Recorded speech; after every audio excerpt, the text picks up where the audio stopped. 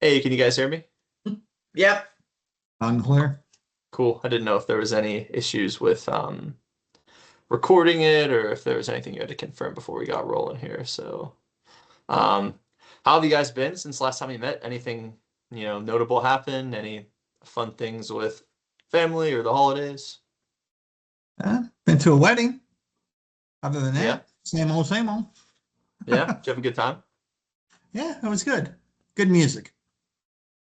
Good music. That's always good to hear. And we almost won a competition, but we can get into that later. Yeah. Yeah. We might have to save that for, the end of the meeting, but that's good to hear. Mary, anything for you? No, just same old thing. Cool. Cool. Well, I mean, since the last time we've met, I went through, took all your goals, um, and kind of compiled some recommendations for you. So, what we'll do in this meeting is we will take it from each section. I'll go retirement planning, then investments, education, income tax, insurance, um, estate planning, and then cash flow and net worth. And I'll just kind of go through and show you guys, what recommendations that I came up with that hopefully makes your financial plan a little bit better. I'll be using the same software that I used the time before to show you some graphs and just visualize it as much as I can for you guys. If you have any questions, do not hesitate to ask. I want this to be as much like a conversation as possible. So, yeah, I mean, is there any pressing issues, or do you want me to just get after it with sharing the screen? I'm anxious to see what you got. Yeah, me Cool. too. Cool. So I will start sharing my screen.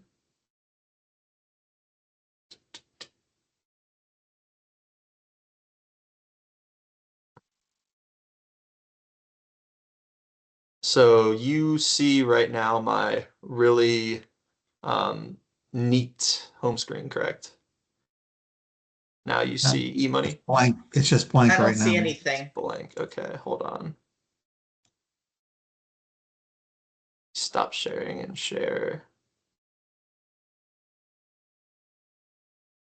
How about now? You see, Yep, Yes, there it cool. is. Cool. And this is the only screen you see just with your net worth investments. correct. Awesome, awesome. So in retirement planning, that's where we're going to start. This is kind of the section that is the least fun because I mean most of the recommendations that I'm going to be going through are stuff that, maybe delay this purchase, maybe adjust this expense per year. But the main part of the section I want to show is just how it affects your Monte Carlo simulation score. Do you guys remember like what that entails and everything that involves that? I think so. Cool, cool. So it's just thousands of simulations, and it's meant to show you, if this return happened, or if this return happened, or if the market did this, or if, combine them all into one, um, and just show you just the averages of what your probability of success would be, um, in that many amount of tries. So without further ado, So just a bunch of show what you that. ifs. Is that Yeah, I mean right?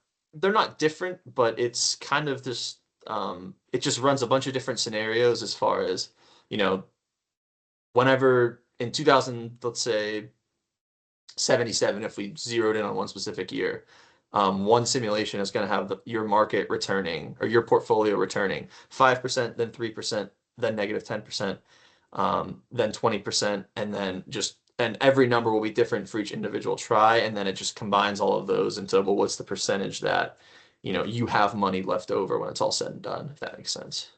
Yeah. Okay. Cool.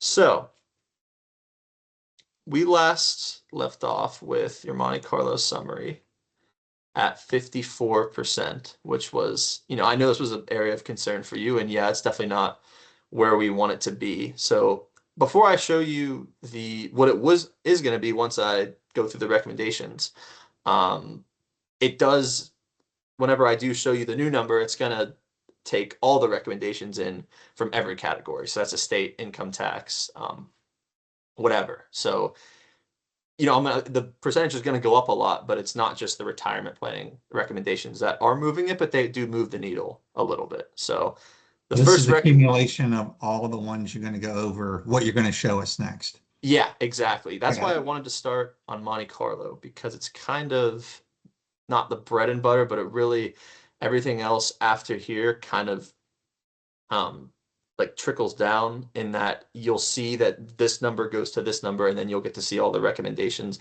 that were put into place. Not that this is the only goal, but obviously financial independence is a huge part, and I know that was one of your biggest concerns last time, so just wanted to start with it.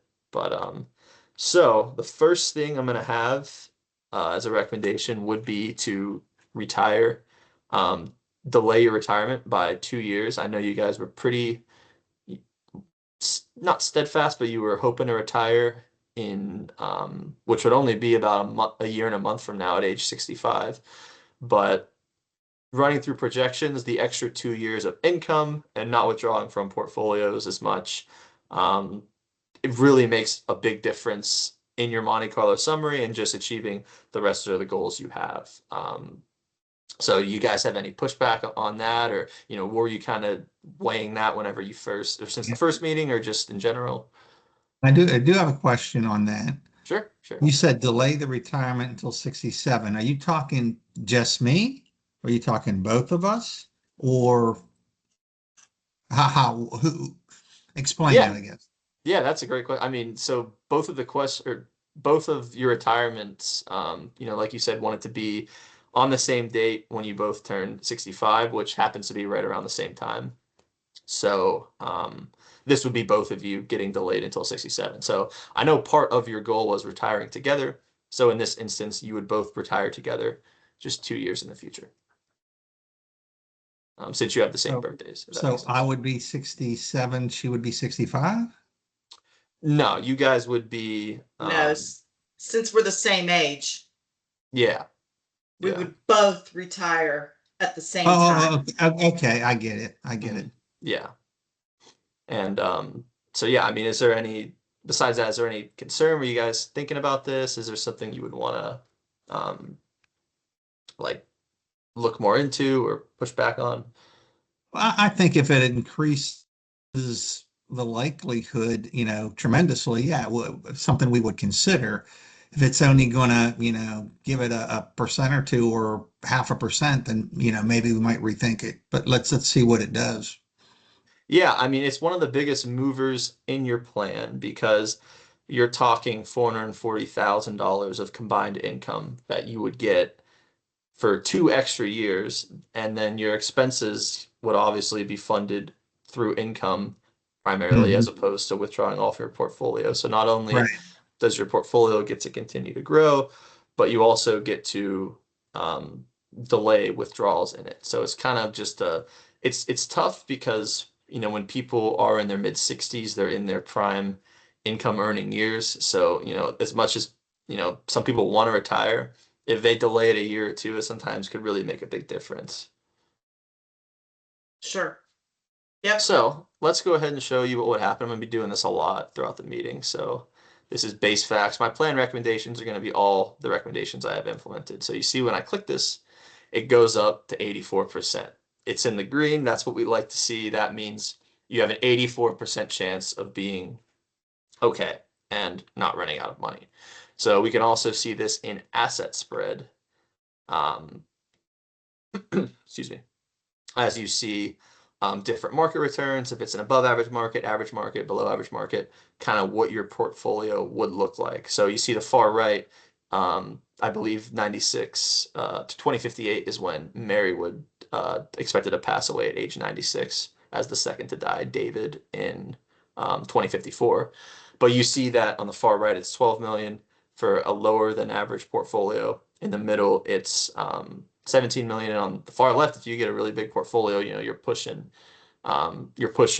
the estate tax exemption, which we'll get into later. But yeah, I mean, do you have any questions as far as these, or anything you want me to pinpoint on or scroll over? The life expectancy, what are you using for each of us? Yeah, so I'm using 92 for you, David, and then for Mary, I am using 96. Okay. And that is just pretty standard practice, just with the age expectancies differing from male to female. So, Right. Okay. Okay. excuse me. Cool. So there's one other thing I want to show you as far as retirement. And important thing to point out on the left, there's a few things that I don't have checked. So you see this thing right here, I don't have the Roth conversion checked for you or Mary, which we'll get into later. And I don't have your recurring auto loan edit checked. And it's a problem within the system. I've reached out to people about it, and they've kind of said that this is, oh yeah, leave it unchecked. So if you're wondering why, oh, is there something special about Roth conversions that is not being shown in here? It's not. It would lower your Monte Carlo, which is not the case in real life. So that's the only reason why those are unchecked. Okay.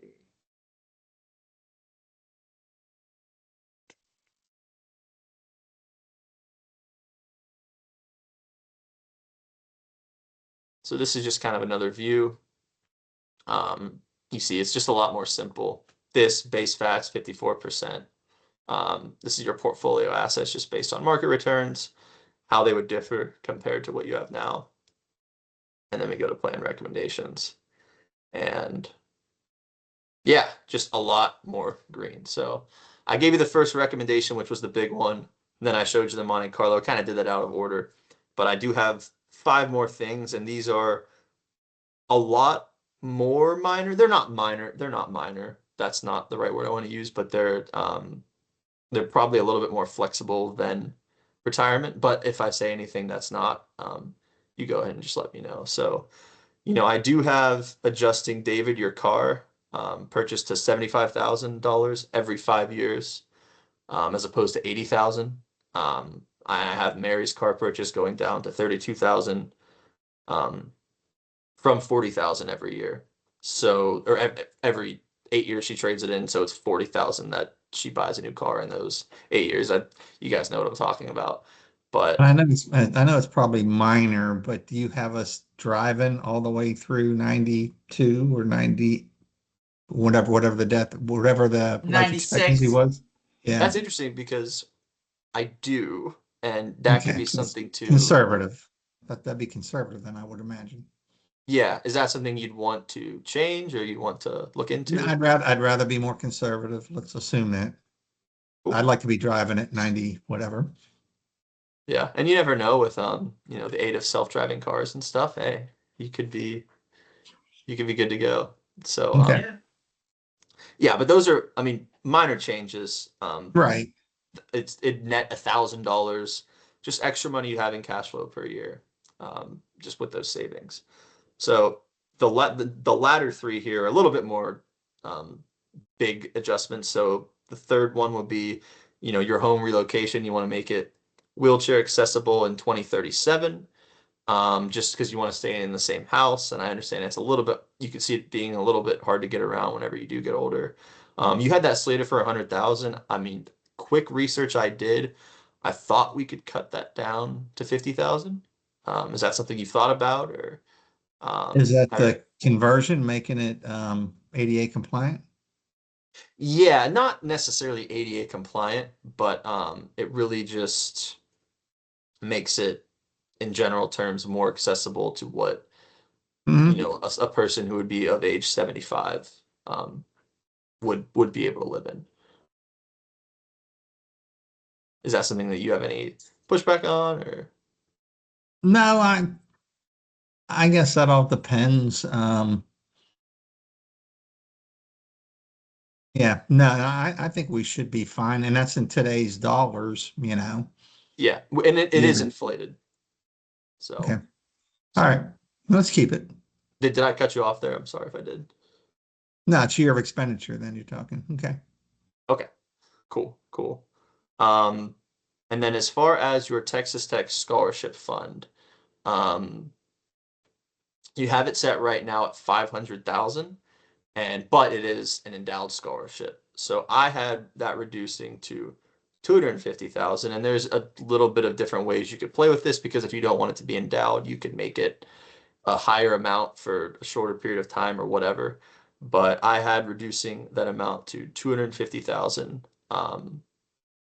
Is that something that you've thought on? Are you, um, you know, really wanting to hit that $500,000 mark? I know that there's different things that we could do as far as whether it's less people get the scholarship or the same people do, but it's less amount. So what are your thoughts on that? I think, we like giving back and everything. If we can hit it, we can hit it. But let's start, if the lower value is going to help us reach our other goals, we can always, we're going to do a check-in, every year or something, and see how we're doing. Maybe we can up it at that time. Keep that in our back pocket. Mary, you have anything? I would agree with that. I would like to keep it if we can, but we'll make adjustments if needed. Cool. And the last thing, and I'll kind of circle back after and just, because I know you guys have had, when you filled out the intake form, you had certain things that you really wanted to prioritize. I didn't know if things changed or after hearing my recommendations, if certain things change in priority. But the last thing I would do is with John and Lisa, your grandchildren, I know that you were wanting to fully fund their education. And then on top of that, you had them getting an $125,000 gift apiece. And I would suggest that maybe you either cut back on that 125,000 or eliminate it completely. Because their gift could be, that the fully funded education. But what are your thoughts on that? Because I know that these are all pretty big cutbacks, and then, they're not all just wash your hands and be done with it type stuff. Right. Can we maybe just delay the gifts? I mean, I don't know. What do you think, Mary? I would like to keep the gifts. I wouldn't really want to touch that. So Okay, maybe if we could delay it a little bit, sure, that I sure. would mean, be And right now that's nice. we have it expended what year? this would be, I believe it's 2037 and 2041. Whenever we get to education, you'll see it in full, but I believe it's John will be graduate upon graduating will be 2037 and Lisa will be 2041. So we got it. We're paying for the education, which will become, we can't really change that. But Hmm. it's just when we give the 125, we were going to do it right at graduation. Maybe we postpone it until like 5 years after or something. Yeah, and that's something that I can definitely write down and get back to you on. And Yeah, yeah. because if we do graduate, there's more, we'd have a better understanding of where you are financially because there'd be less years to work with. Your portfolio could easily allow for it. So, I mean, Right. I Hmm. guess the major goals that I listed, or the major changes, retirement, home renovation, the scholarship, and John and Lisa's graduation gift. How would you guys rank those goals right now, once you heard my recommendations? What are they again? Can you go through them again? Sure, sure. So it's delaying retirement till 67. It's the home relocation, not home relocation, Renovation. yeah, Renovation. home renovation costs um to 50,000 instead of 100,000. It's the scholarship fund down to 250,000 from 500,000, and it's eliminating the planned graduation gift to John and Lisa of You said, 125,000. and you said rank them in priority, like which one we definitely want to do or try to accomplish, or Yeah, yeah, well, We I mean, might have to talk about that and get back to you to make sure sure, that we're on the same yeah, page. sure, it sounds like the most bang for the buck is the delaying in retirement. Almost seems like that's something we would need to do if we even want to consider hitting the rest of them, as sure. we stated.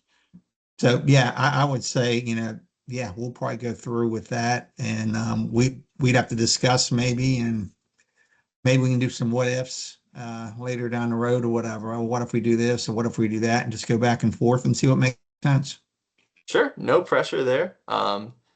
Just whenever you guys think you come up with something or, come up to whatever conclusion, just let me know and we can revisit it and see if, run different calculations and whatever and see where you are. So I appreciate you letting me know because sometimes, people don't speak up and then, that's the worst thing. If you have something that you want to share, please do. So Yeah. cool. So we will move on now, and hopefully there to be a little bit more to show in these sections. So I'm going to go to investments. So as far as investment recommendations, there's not that much to show here again, but there's a little bit. So your asset allocation right now you see is 55% taxable bonds, 44% equities. And last time we were kind of talking about how that was a little bit on the conservative side, but we were saying that there was a potential for change there. So I have recommended that your bond account, hold on a second. Not your bond account. We'll start with your retirement accounts. So in your retirement accounts, hold on one second, I'm confusing myself. Have this written down.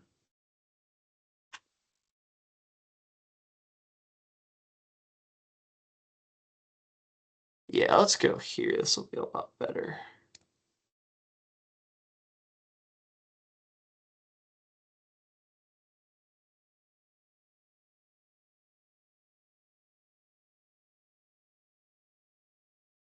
Cool. So here are what all your accounts hold now. And here are what all your accounts, like what the weight are in your portfolio is. So you see the first thing we want to do is the FSNQX, which is in pretty much all your retirement accounts.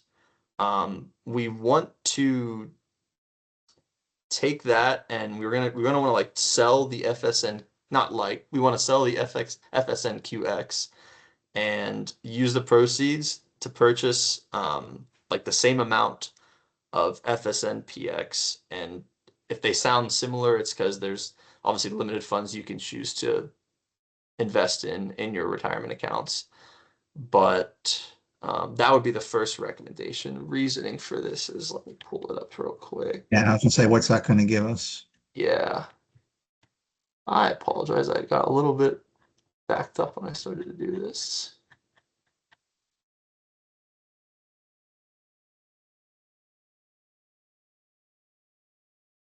So your portfolio last time, while it was the total portfolio was 55% taxable bonds, 45% equities, the investment in your retirement fund seems a little bit exposed to equity. So it's actually kind of balanced or reversed what we're doing. We want to have an overall balanced portfolio, but right now we're looking at in all your retirement accounts, you're a little bit exposed to equities. So when we switch back this investment to the FSNPX, it's going to make it a little bit more balanced towards bonds and a little bit more safe. Now, overall, which is why I was kind of tripping up a little bit earlier looking at FSNQX, but overall, we want the portfolio to be a little bit more aggressive. But in your retirement accounts, just to balance them and make sure that your retirement accounts are the same as your brokerage accounts, we want them to be the same. So does that make sense? And I mean, if we're working additional 2 years, we can be more aggressive, in my opinion. Am I looking at that correctly? So these investments were chosen with all the rest of the recommendations baked in. Okay. Now, Yeah, yeah, yeah. but we could, like, that's still something that we could do, but it was that we did run under the assumption that the rest of the recommendations were already baked in. Okay, okay. And do you have any questions on just what this slide is or what this graph is showing? No, The different it holdings that we have. Yeah, yep. And just the Yeah. tickers and just percentage of portfolio. Yeah. And we're just going to move things around within here, is how I understand it, right? Yeah, yeah. Yeah. the first four are the same fund.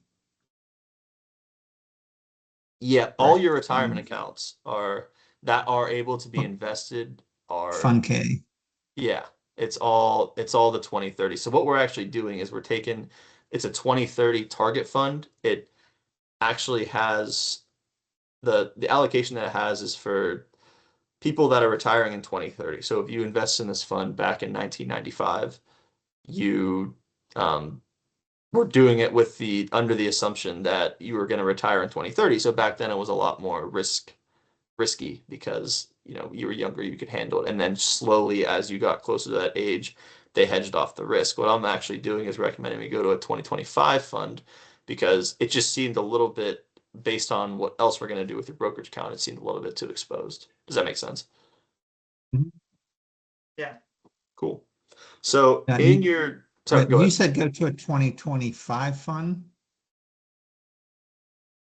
Will that fund even be in existence after 2025?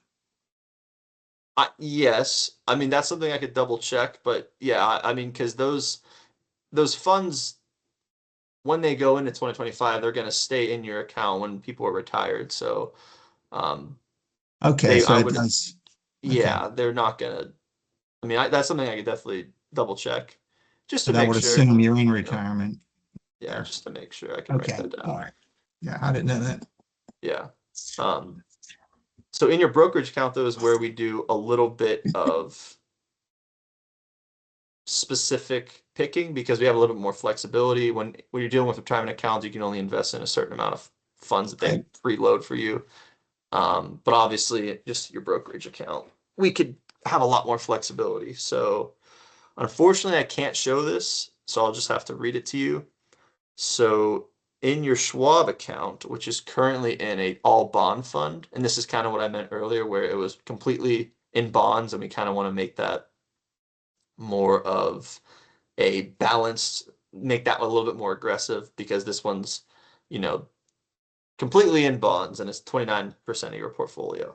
So we actually want your Schwab account in 18% of the S&P and then a Schwab select large cap growth, which would be 12%, and a Schwab small cap index, which would be 12%, a Schwab international core equity, which would be 8%, a Schwab emerging markets equity, which would be 5%, and then we would backfill right there with bonds in the portfolio. So we do a Schwab US aggregate bond ETF at 24%, Schwab short-term bond index at 10%, a Treasury inflation protected security at 8%, and then intermediate term US Treasury ETF at 3%. All those would be from Schwab. Does that kind of make sense? Is there anything you want me to repeat again? I'm sorry I couldn't display that Just for you. doing just doing the math top of my head, you have about 50-50, 50 in equities, 50 in bonds. Yeah, it's a little bit Different bonds, but yeah. yeah, it's a little bit scheduled or slated towards equities. And the thing about this is we wanted to make sure that you can still capitalize on a lot of the growth that is possible with emerging markets, international. I don't know if you're aware, but this year was the best performing stock were international stocks. Those were the ones that were carrying a lot of portfolios, obviously that in tech, which, is why we still want you in large cap. But, we feel like this makes you have a little bit more aggressiveness, but it's also a little bit calculated as opposed to just having all your retirement accounts in one that's a target fund and then, your Schwab brokerage account, which is worth, $2.3 million being all in bonds. So, Right. and then I can show you just something real quick. So what we want to do is, as you see in eMoney, which is a planning software, your current allocation's on the left and your on the right isn't what the recommended one is, but it's just the recommended portfolio based off the amount of return that we assumed. So it kind of more equally or more accurately, not equally, displays what we're trying to do, if that makes sense. Any It questions? is more equitable, it looks like, across the funds. Yeah, yeah, and that's what we're really trying to do. And you see More this return, balanced. yeah, and more balanced. Yeah, that's fine. Yeah, return of 5.83 here, 5.65 here. Again, that seems very marginal, but it can make a big difference when you're talking about the years that you'd have during your retirement, and then obviously with the amount of money that you're able to have invested. So Right. cool. If there's not any questions, I can move on to education. Yeah, that sounds good. Awesome. We're slowly getting more more exciting here. I know starting off with retirement was sometimes a little bit, starts off a little bit slow. Okay, so for education, let's just load these up real quick.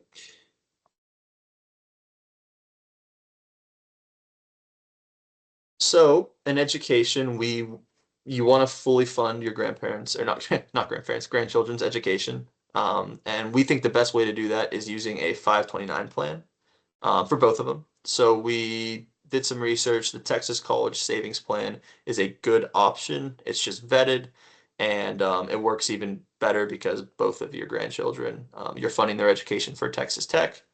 So if we go to cost of education here, let's go to funding your education. You see that before recommendations right now, there's just no dedicated funding.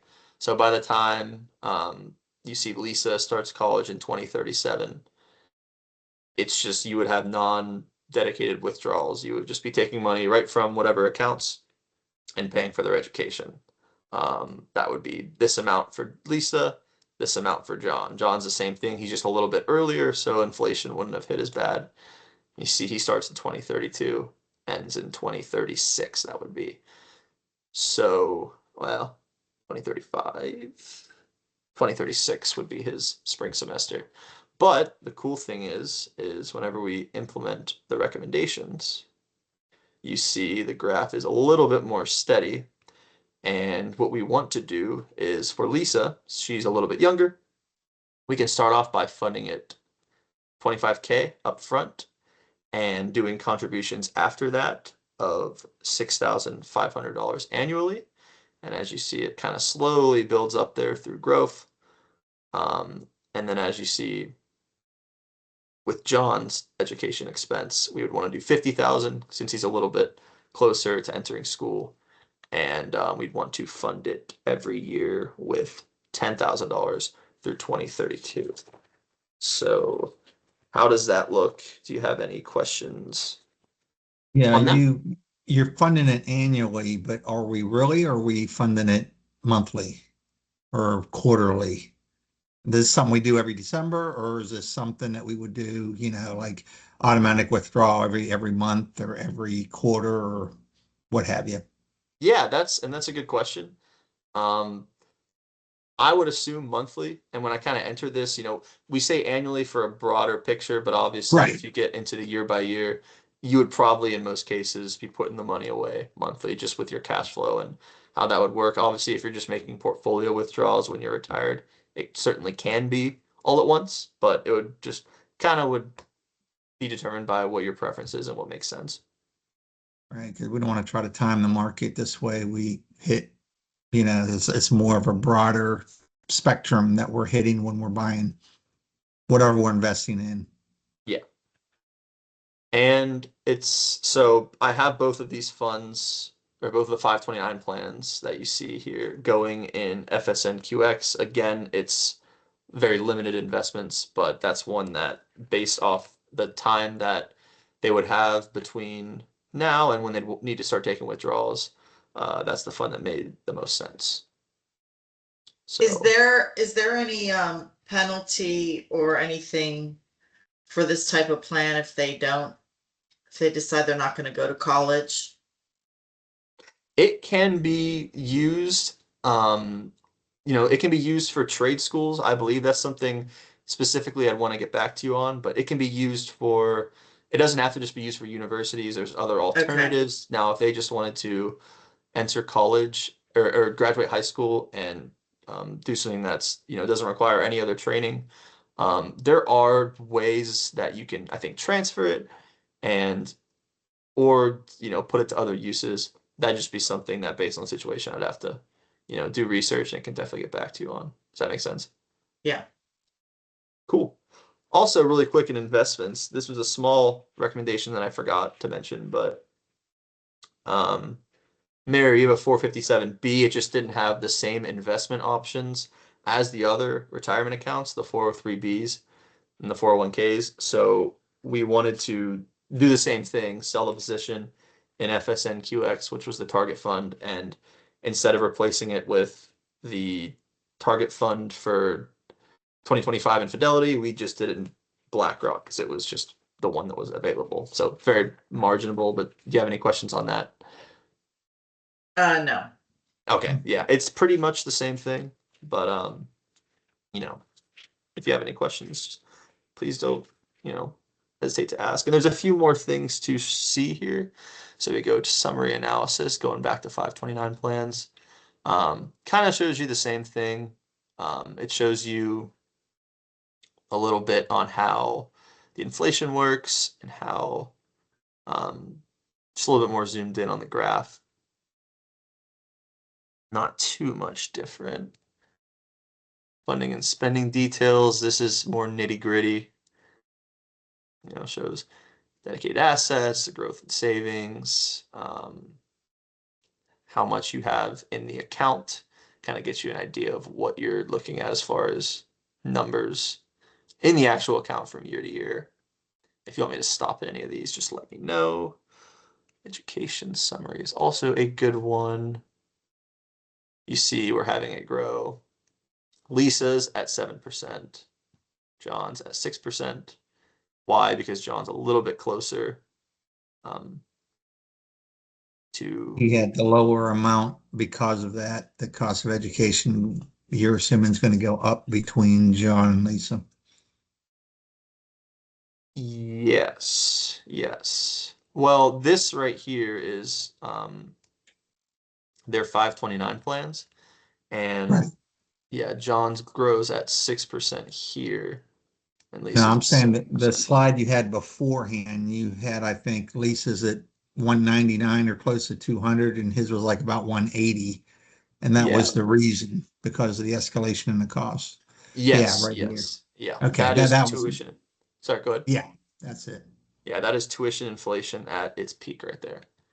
So unfortunately it is yeah, and even a 4-year difference like that or 5-year difference, it is that big of a Adds gap. up. It adds up. Just in case this tab has anything for us. Just a simplified thing. You see it's 100% funded and kind of gives you the quick facts here.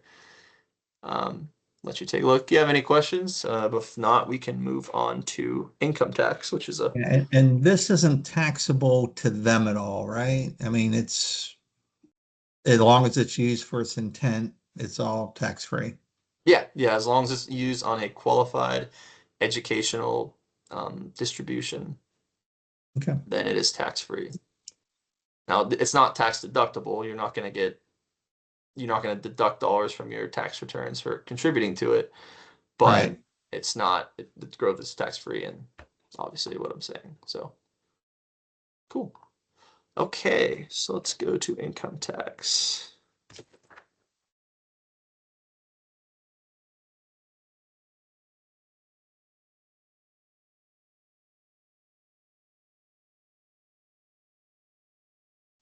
Excuse me. Get this teed up real quick.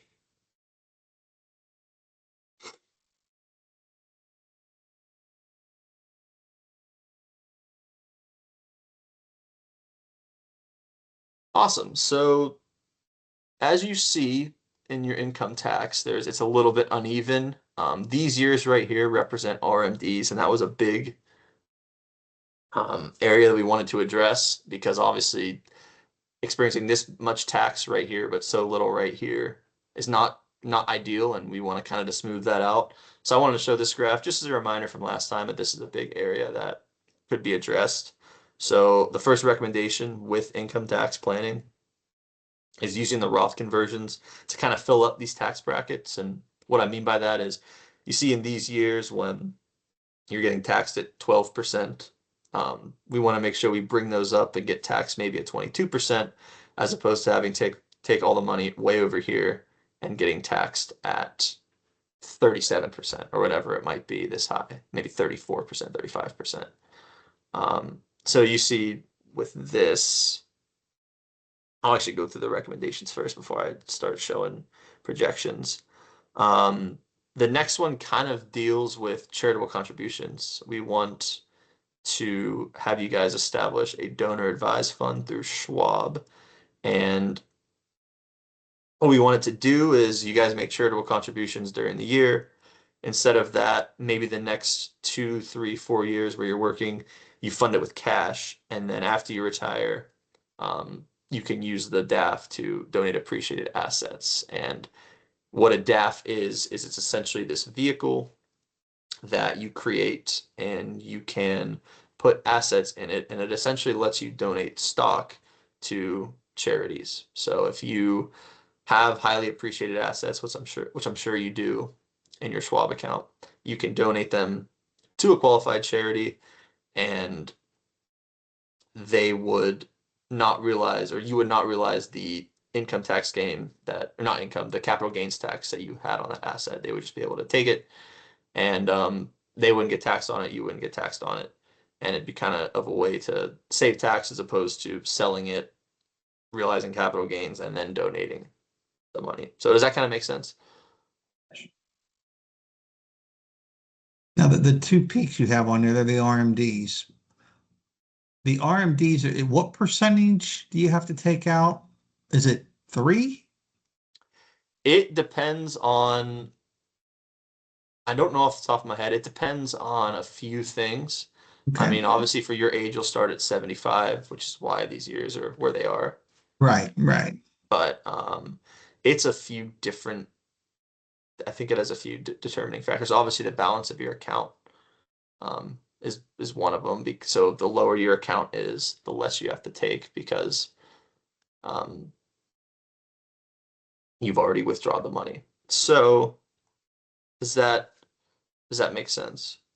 Yeah, and that's why you're recommending the conversions to get it out of the IRA so it won't be included in the RMDs. It'd be a lower amount because you've already converted in the current year. Yes. Already paid. Yes. Yeah. Yes. Does that make sense? Do you have any questions, Mary, or anything you want to add? Mm-mm. Cool. So we got Roth conversions, we got DAF. I kind of explained the DAF in a backwards way, recommended it, then explained what it was. Um, the It's next interesting. one, I never really thought about that. So that's good to know. cool, cool. Glad I could help. The next one is we want to delay your Social Security benefits to age 70. What are your guys' thoughts on that? Because I'm sure that's a hot topic for people approaching retirement, and what have you guys heard, and is that something you'd be interested in? Is that the maximum 70? Yes, 70 is the maximum. You cannot delay So it any we'd be further. retiring at 67, but not taking Social Security at 70. Yes. Can you explain the benefits of that? It's just a guaranteed rate of return. It's a guaranteed 8% rate of return that is not generating any tax, that is just, you know, locked in. And when you compare it to other rates of return that most portfolios would have with people that age, they're going to try to go for a 5, 6% return and be conservative. Whereas in Social Security, um, it's able to be 8. And let me see, because I definitely had a few more things written down with reasons, so I can go a little bit more in depth here. That is what my other monitor is for. That is not screen sharing.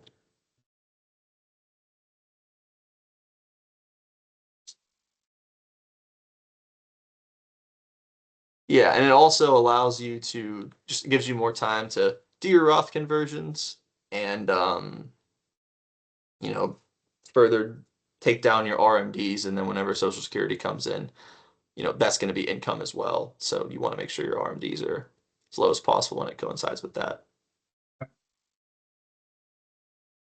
Cool. Yeah, And the we've go heard ahead. a lot about that, the pros and cons to taking it early or taking it later. Yeah, I mean it's a pretty hot topic, and there's a lot of differing opinions on it. But I mean, it's there's not one black and white right answer, but typically, I see people just say delay it and take the guaranteed rate of return. Hmm. Is there I'm trying to think of the question, how I want to word it. They always talk about Social Security being insolvent here sometime in the future. Is that any risk that we take by delaying it, in your opinion? It's not something that I would anticipate happening, obviously. Um, as far as the actual risk that it becomes insolvent, that'd be something I'd probably have to look into and get more information. No one that I seem to work with, as far as other people in the industry, are worried about that. If you were definitely someone in your 30s, we'd probably say, hey, like, we're not even going to assume that you get Social Security. But being the ages you are, it probably is okay. But I don't want to sound certain, and that'd be something I could look into for you. Thank you. Yeah, sure. So I can just show you now that the last recommendation is very easy. It's just uh, locate and hire a CPA just for tax preparation and some, specific tax advice as far as Roth conversions and whatnot. Um, some of this that, like, I think using Roth conversions is can be recommended by someone like me, but as far as just reporting them on returns and such, if you want to hire a CPA or other qualified agent, I think that could be beneficial. So let's just look at so as you see here, base facts, and we're going to assume an average market. And let's see here. Okay, yeah. And as you see, this is what it is. Base facts, which is kind of what you're at now. And then once we implement the recommendations. Well, that's not what was supposed to happen. Hold on. I apologize. There we go. Sorry about that. Clicked the wrong button. But as you see, and this is the part I was talking about where the Roth conversions are still a little bit glitchy in the system. As you see, 2030 is still low. It wouldn't be that low, but it does show how it's all smoothed out. And it's not just the 2 years that really come in and hit you hard in a high income tax bracket. There's a few better ones to show as well that I can go pull up.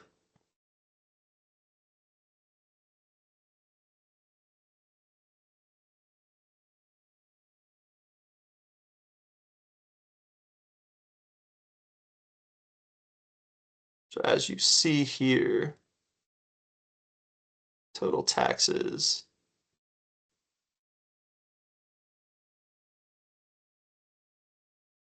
So in this one, we do want to turn on your Roth conversions.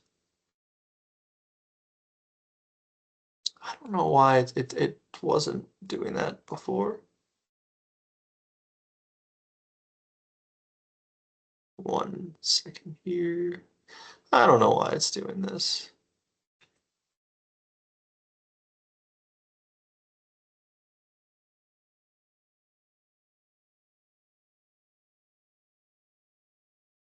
I'm not sure why it's not displaying correctly.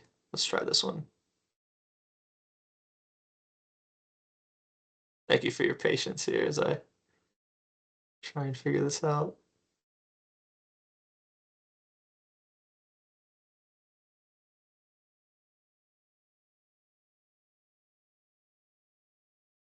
Well, okay, so you can see what we're trying to do here. It's not, there's something that I wanted specifically for it to show, but it wasn't working. But you see here that once we add in the Roth conversions, you see how the cumulative taxes dropped from when we didn't have them in. So I can go ahead and show that again.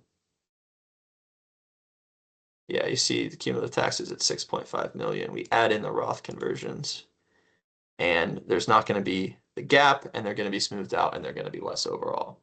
So what was happening is when I was going back to base, I wanted to look for something to toggle off, but it wasn't showing me what I wanted to, so I just had to kind of explain it verbally as opposed to show it. But does that make sense? How the cumulative taxes dropped and you kind of your tax liability smoothed out. It's more predictable. Exactly. Yeah, and that's part of what is Forecasting, yeah. yeah, and that's what we're really trying to do is have it to be predictable, but also smooth out the liability. Mary, do you have anything? No. Cool. I could go back here maybe one more time.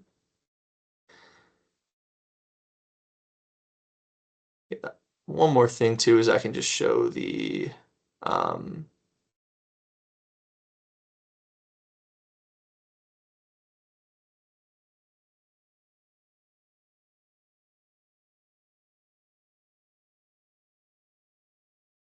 there we go, base facts. Yeah, and just you see there's opportunity here in 2028 where it's 12%. Even in these years where it's 22, we can probably get it up to 24 by doing these Roth conversions and saving and filling up these tax buckets.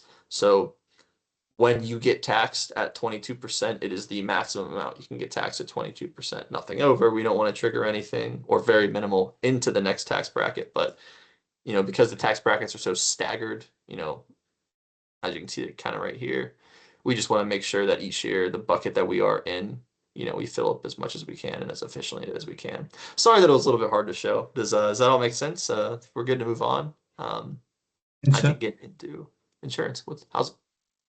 Mm-hmm. Cool. Okay, so we will go to insurance now. Risk management per se.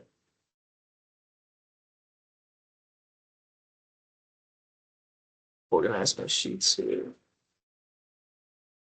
So risk management, there's not going to be too much to show, but it is going to be something that we can hopefully at least visualize some aspects of it. So the biggest thing with insurance is we want to make sure you're protected from the big hits in your portfolio. So I'll show this a little bit later, but if you have, if your Monte Carlo is 85% and, maybe insurance premiums might drop it to 82%, 81%, but they're just protecting you in the event that, something happens and you get sued or you're liable for something big, don't have the proper insurance, and all of a sudden, it drops 30%, 20%. So with health insurance is where we can start, but that's kind of the theme of what we were trying to do here. But with health insurance, I do see there's some gaps. Your policy is nice because it does extend all the way through retirement. So whenever you do start taking Medicaid, that will be the first insurance policy you use, but you'll be able to then have your secondary one kind of come in and backfill it as secondary coverage. So does that make sense? How when you take Medicare, that will be your primary coverage? Mm-hmm. you get the gap insurance, so Yeah, exactly. The the Medigap. ABC, I don't know what they all mean, but I'm sure you do. Yes. So yeah, so I know you guys talked last time with me about potentially getting an HSA, and I actually think it's better to maintain your same health insurance. And the biggest reason why, and if you maintain your same health insurance, you don't get access to an HSA. And the biggest reason why is you can't contribute to an HSA when you're retired. So the amount of contributions you'd be able to make in 2, 3 years whenever you retire is very marginal. So I don't think it'd be worth just the hassle and maybe the high deductible that also doesn't really um, gel well with your high out-of-pocket medical expenses. I don't think it makes it worth it switching plans and going into a new HSA. I also think that um, you'll enroll in Medicare at age 65. That's number 2 on the recommendations. And then number 3 is you don't have dental, vision, and hearing.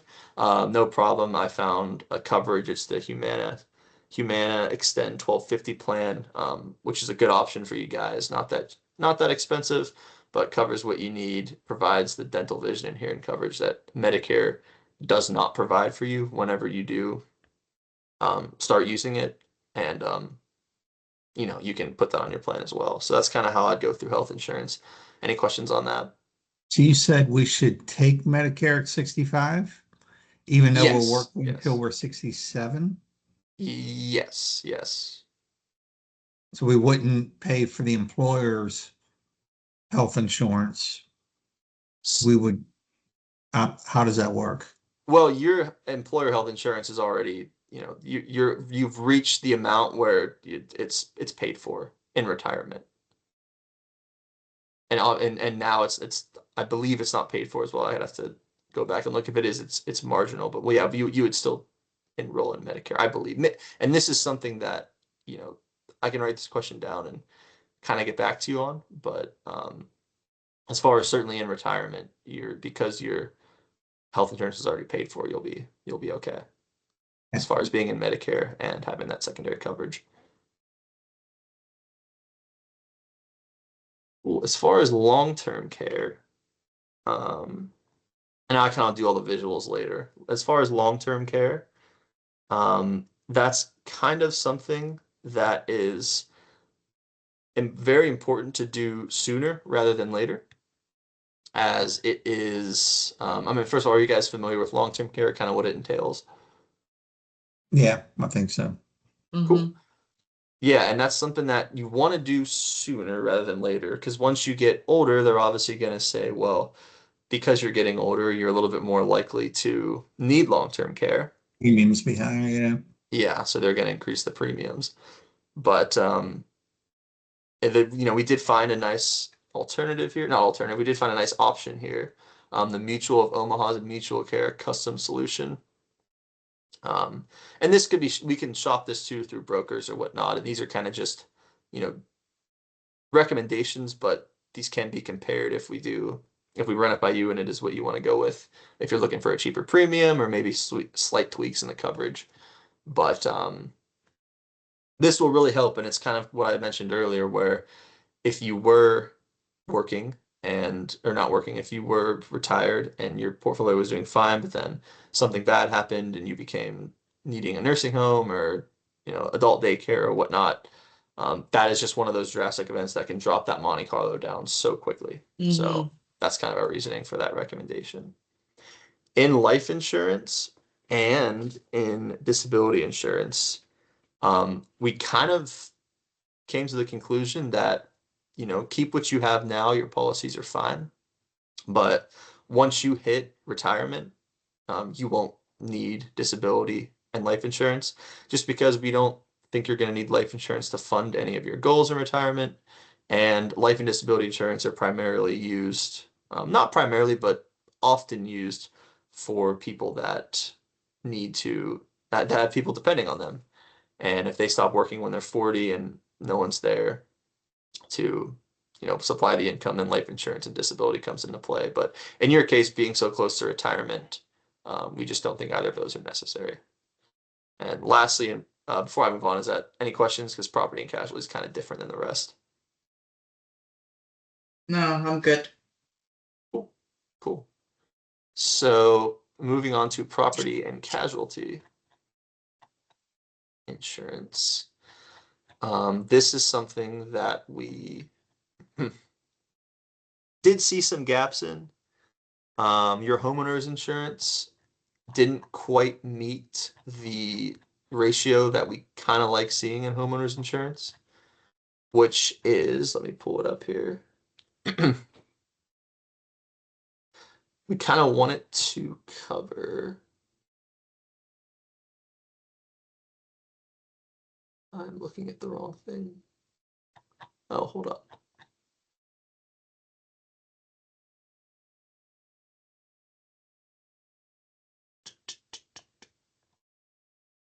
I was not talking about homeowners. Personal property coverage, apologies. So yeah, your personal property coverage, we want to see it at about 11% or about 50 to 70% of your dwelling coverage. So if your dwelling coverage was, hold on one second. I'm sorry that this is happening. My little screen that I'm having is bugging out on me a little bit. Not clicking the links.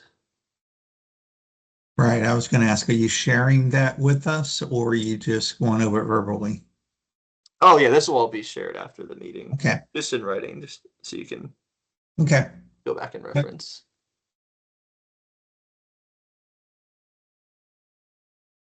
Once I locate it, we'll be good to go.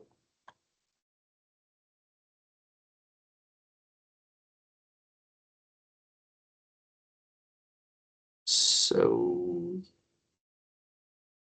yes, so the guideline was, sorry about that. I clicked the link, like the little table of contents, and it came down and then it went back up and couldn't locate it for a second. But so the general guideline for personal property coverage, fall within 50 to 70% of your dwelling property. Your dwelling property coverage, and yours is about 11%. So just to prevent against things such as fires, storms, that could to potentially cause a lot of damage to your belongings, which, you know, your balance sheet does have some decently valued belongings. We want to increase that to $225,000 of coverage from 100,000. And in your auto policies, there's some pretty big gaps, especially with liability. So you currently only have the minimum for both of your cars in Texas, which is 30,000 per accident, 100 or $30,000 per person per accident. Sorry, $30,000 per person, $60,000 per accident, and $25,000 of property damage. And we want to increase those to 100, 30, 100. If that number does seem a little bit high, it's a decent amount above what's required in Texas. But just kind of like I said earlier, you guys are worth a lot of money, and we want to just prevent as much as we can um, from claims against you that could, you know, anything that could really take a dent in your portfolio. So, does you have any questions on that? No, I think it all makes sense. Cool, cool. Um, and then lastly, we want to add uninsured and underinsured motorist insurance on your auto. So as you see, property and casualty is mostly auto heavy. We want to make sure your personal property is covered as well, but it's pretty auto insurance heavy. And we want to add uninsured slash underinsured insurance to your vehicles of the same coverage amounts, 100, 300, 100, $100,000 per person, $300,000 per accident, $100,000 for property damage. Um, just because in the event that something happens and you're not covered and the person that you get in an accident with, they're not covered rather, you know, they just don't have insurance. You know, we want to make sure that you're still able to, um, you know, be covered for whatever might incur from that. So, you have any questions, or I can show you now before we move on. Do you have any questions? No,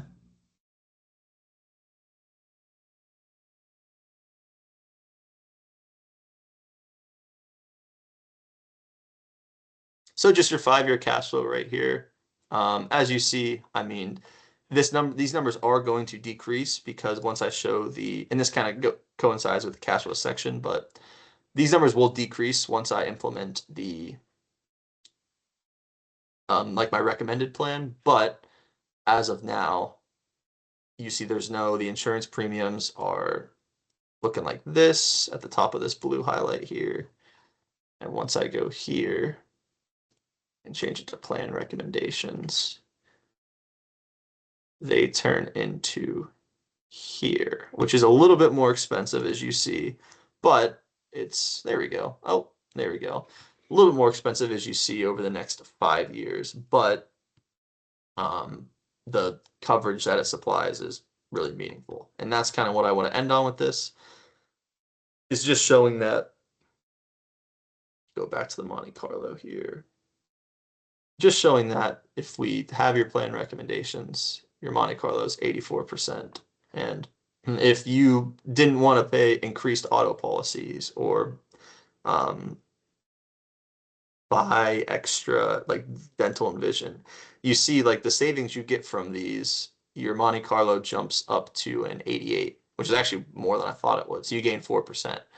But the downside is if you get sued and it's a pretty large chunk of change and it strains your cash flow, this could drop a lot more than 4%. So that's kind of the reasoning for why we want to increase the coverage, and especially at your stage of life.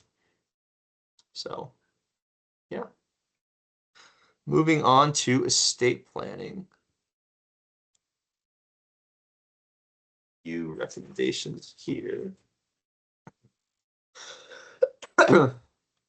I will switch it up and show the visual first in estate planning.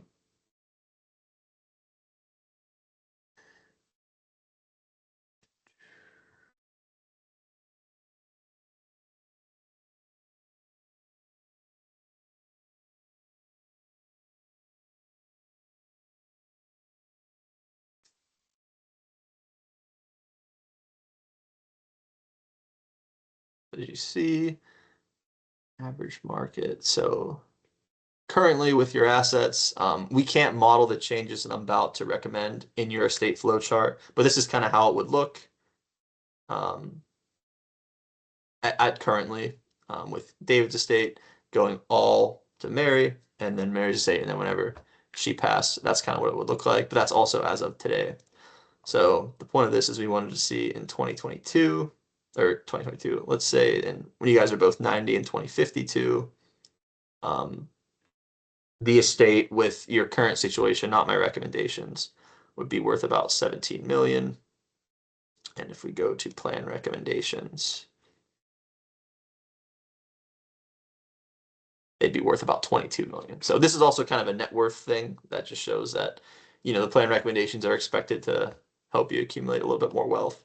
But yeah, this is kind of what your current situation is, and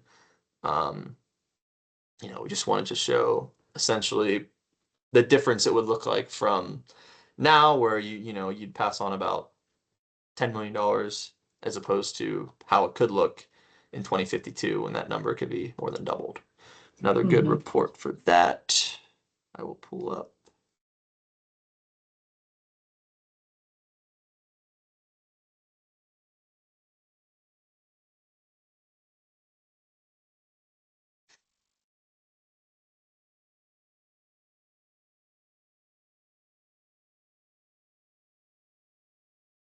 Let me go plan recommendations, and this is really more concerned with the state tax. So you see your state tax is at 0 right here, and that's of today. But if we go plan recommendations 90 and we update it, and we do, for instance, this average market return,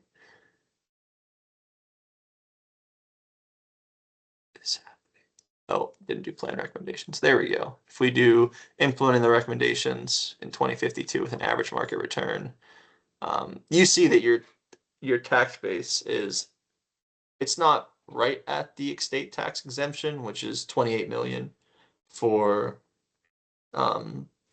married couples, but it's close, and that's why the following recommendations, we kind of had that in mind as we were crafting recommendations. So first one, and well, do you guys have any questions on estate tax or just the exemption before I get into it? Yeah, I think we're good. Cool, cool. So and I would just say if on your recommendations, if there's a priority item, it would be the estate planning ones. So I know I'm presenting them at the end of the plan, but they are of high importance, I would say. So the first thing you're going to want to do is create and complete 5 out of 6 estate planning documents. I notice you guys do not have a durable power of attorney, medical power of attorney, advanced healthcare directive, HIPAA authorization, and final letter of last instruction. These are big action items that would really just help your estate process be a lot less of a difficult time whenever the events do happen. Estate planning, a lot of the times it's hard to get clients going with it because they don't want to think about it and it seems kind of doom and gloomy. But if you do all this planning in advance, it really helps when the moment comes. So all those documents will help out with just giving the right instructions and the right intent when certain things like incapacitation or death occur. Does that make sense? Yeah. And this is, that'd be involved working with an estate planning attorney, which is something that I have refers that I can, help you out with the estate planning attorney, just like I do with CPAs. So the second recommendation is to establish a revocable living trust. That's another one that kind of helps assets stay out of probate and it can help you just title them exactly how you want to. So a lot of your assets would go through, all of your assets would go through probate right now, and that would be a long process. That would involve a lot of fees. That would be potentially, it would end up in the hands of people that you don't want it to end up in.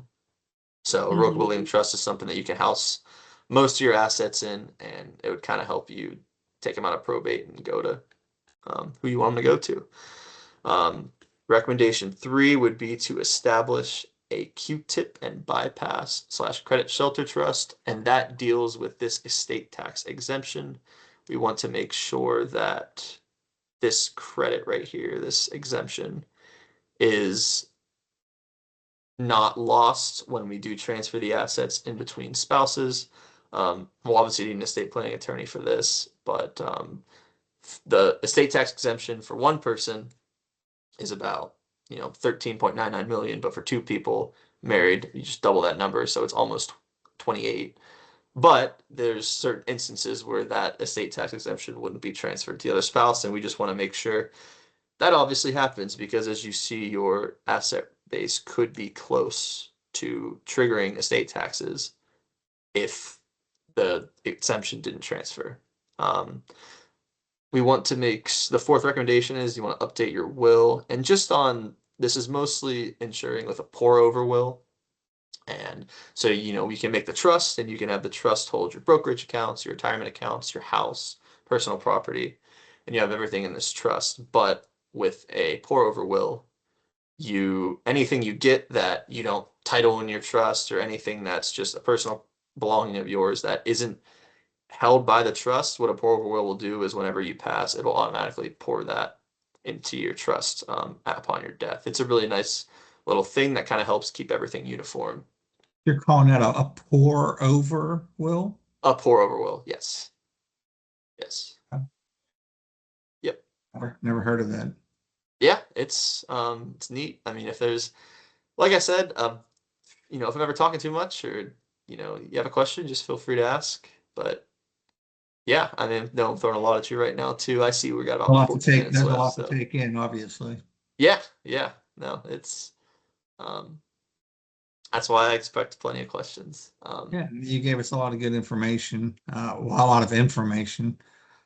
Um, It's going to take, at least for myself, I need to take time, sit down and digest it. And if we have questions, we can, communicate back and forth. Yeah, no, of course, and it's always open communication whenever you can, whenever you have a question or anything comes up, don't hesitate to ask. We So will. yeah, sure, sure. So Sounds also in the good. will, oh yeah, yeah, yeah. Excuse me. So also in the will,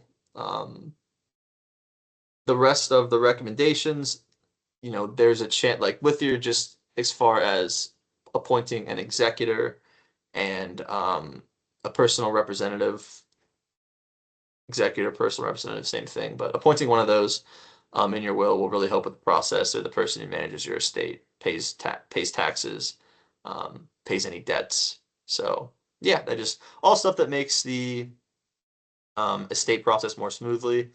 And then a big recommendation as far as your inheritance goals. So you want to leave 2 million to each child and 1 million to your donor advise, or 1 million to a charity of your choice. So what I'm recommending for that is you draft specific bequests in your revocable living trust that allocate 2 million to each child.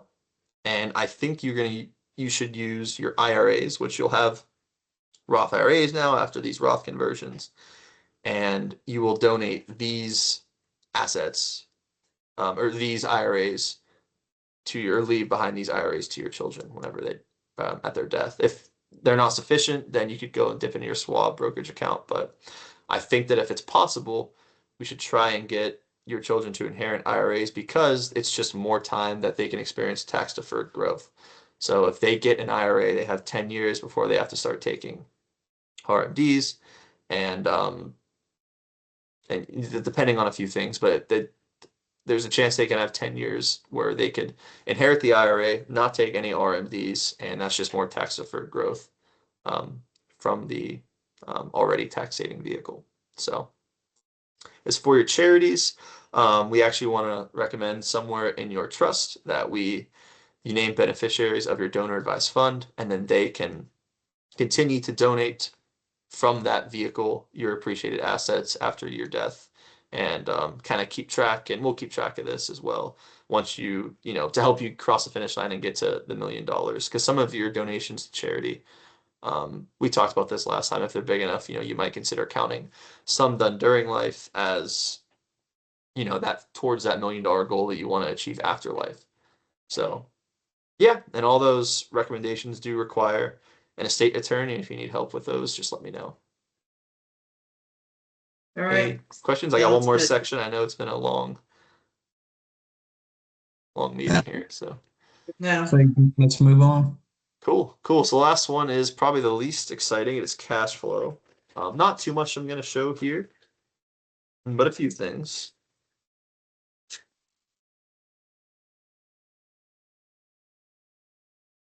So the recommendations, as far as they go, is we want you to open up one of the easy gaps we saw, not that you wouldn't have the money to fund this, but just in a nice separate liquid spot, open up a high yield savings account at Schwab Bank, fund it with some money, maybe from cash flow. If not from cash flow, maybe your emergence or maybe your Schwab brokerage account. But fund it to where it's 3 to 6 months of living expenses and call it your emergency fund, just so it's a place where that is liquid. It's right there if you need it. If any unexpected life events happen, it's right there for the taking, and able to be used.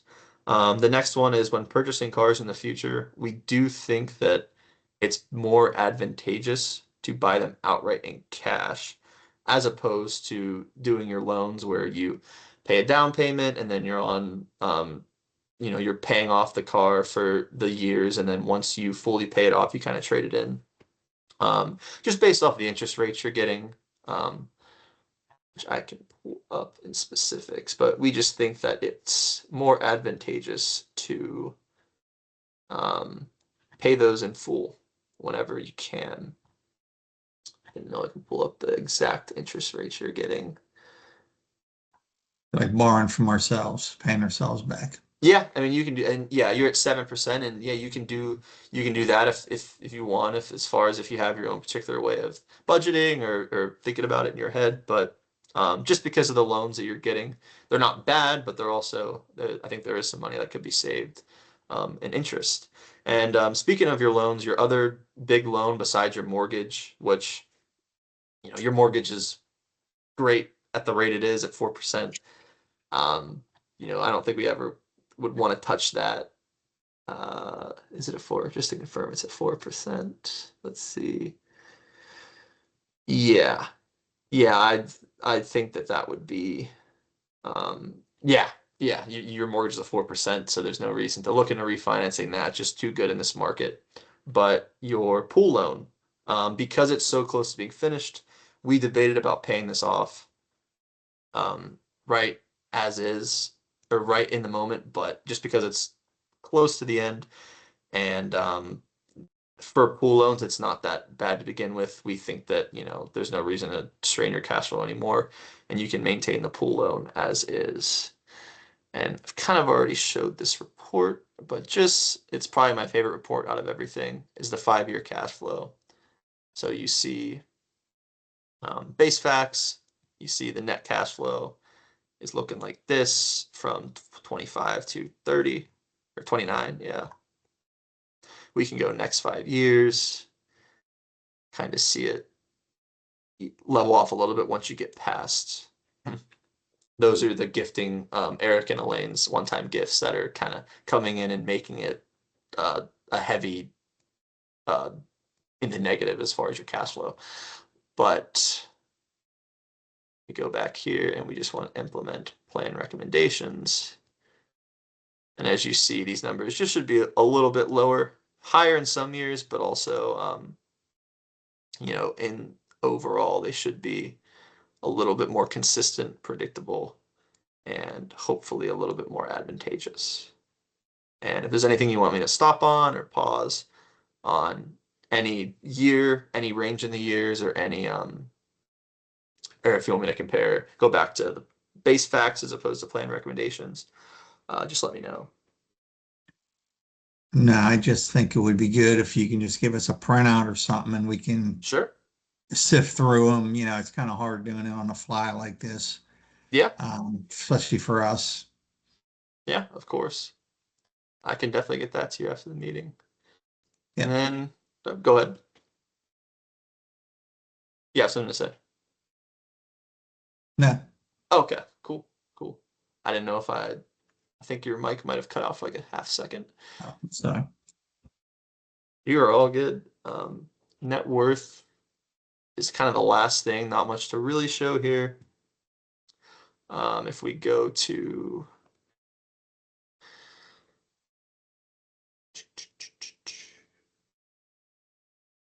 yep, we can go to here and I mean, this is your current net worth. I guess the report I really wanted to show you already was the estate, and that kind of shows your net worth. Now here we go. Yeah, you see balance sheet right here. Total assets, about 10 million. Switch to plan recommendations. It's obviously not going to change now, but we do plan recommendations when we're 90. Or when you guys are 90. So in base facts, pardon me, when you guys are 90, $15 million, they would say on average, plan recommendations for net worth going way far in the future. Could be 20 million. These numbers aren't too important because this is kind of just, the Monte Carlo tells way more, but this is just more for fun, kind of looking in the future what your net worth could be. But yeah, I mean, we are about out of time here. So that is the recommendations I have. Do you guys have any questions or anything you want to, or that needs discussed or? if you can send us the information, I think, we can take a harder look at it. And by all means, we'll get back to you with any questions that may arise from us looking at, what you give us. Sure, sure. Sounds Any, good. yeah, anything from you, Mary? Anything that you'd want to? Nope, I think we just need to look things over and we'll get back to you. Awesome, awesome. Well, it was a pleasure, guys. Thanks for, hopping on late with me. I hope that you enjoy your holidays and yeah, that everything goes well and Christmas shopping's not too bad. Whole nine yards. So, All Sounds right. good. Thank you. Thank you very much. all right, have a good one. You You too. too. Bye.